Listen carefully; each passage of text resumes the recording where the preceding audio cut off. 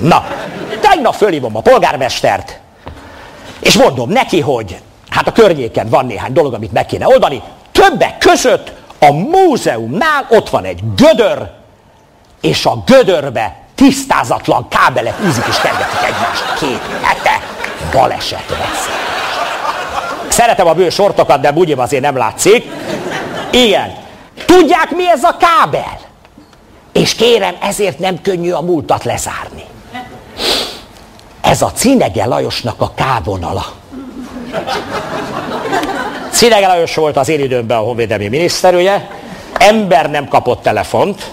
A K-vonal az az elvtársaknak egy külön kiépített vonala volt, ahol egyből a Kremlig bezárólag lehetett telefonálni. Ő fölöttünk lakott Leányfalun, illetve építette egy nyarallót, ami a 70-es években a korrupció csúcsának számított. Leányfalu önmagában jelentős figurálomány. Egyik kedves, legendás alakja volt a falunak Galambos Józsi bácsi, aki hát gyakorlatilag abban a 40 évben, amíg én ismertem, állandóan tudatmódosító szerek hatása alatt állt. Volt egy normál biciklije, amire volt téve egy versenykormány, ami fölfelé hajlott, hátul volt egy tábla, rá volt írva Leányfalusi Ivóvízmű Társulat. Tehát nem az, hogy ő volt maga a Leányfalusi Ivóvízmű Társulat. Ha jött, volt víz, ha nem jött, nem volt víz. Hírnök jön, spihegve szól a kocsmába: Józsi bácsi, fönt, Gyöngyvirág utcába, csőrepedés van, azonnal jönni kell.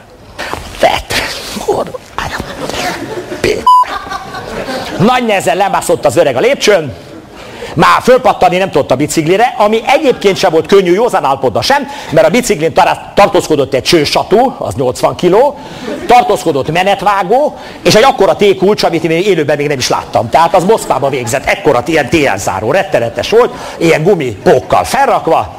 Na hát az öreg megindult a járdán kisebb színuszokkal, és hát a megváltó rendkívül profán kontextusú emlegetése közepette föltolta magát és az arcát a mondott címre, becsöngelt, hát gyakorlatilag rátámaszkodott a csöngőre.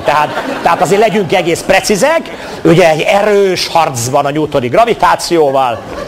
Kijön egy ilyen nagy darab klotgatyás ember. Hello, hello. Gazdai tomba? Nincs. Hát akkor hozzá valami 7 decis igényesebbet. Azt mondja, és ha meghoztad, akkor mehetsz is ki a csősatúért. Jó van, klotgatyás tálca, kristálypohár, 7 decis, szépen behozza a 80 kilós csősatút, azt oda állítsad csak föl magadnak. Azt mondja, én darabolom a csövet, rákapatom a menetvágót, te meg hajtod. Ugye akkor nem ilyen pattantós csövek voltak meg, nem arra bonyolult volt a víz, és akkor mindenket könyököt kellett tekerni. Nem részletezem, a klotgatyás 1,5 órán keresztül adta kézre a szerszámot és a cuccot Józsi bácsinak. Józsi bácsi már közeledett a meló vége felé, a klotgatyás egyszer csak eltűnt.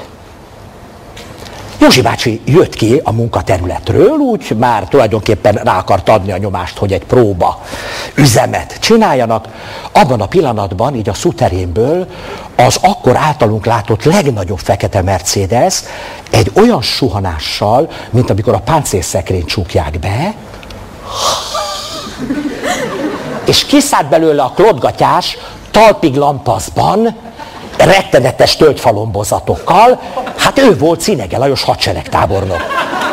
Na most állítólag Józsi bácsinak volt néhány perces józansága egy angol száz szőnyegbombázás alkalmával, de most 5 másodperc alatt kijózanodott, vigyázba vágta magát, azt mondja, hadseregtábornok úr, Galambos József önkéntes törmester, jelentem, a hibát elhárítottam.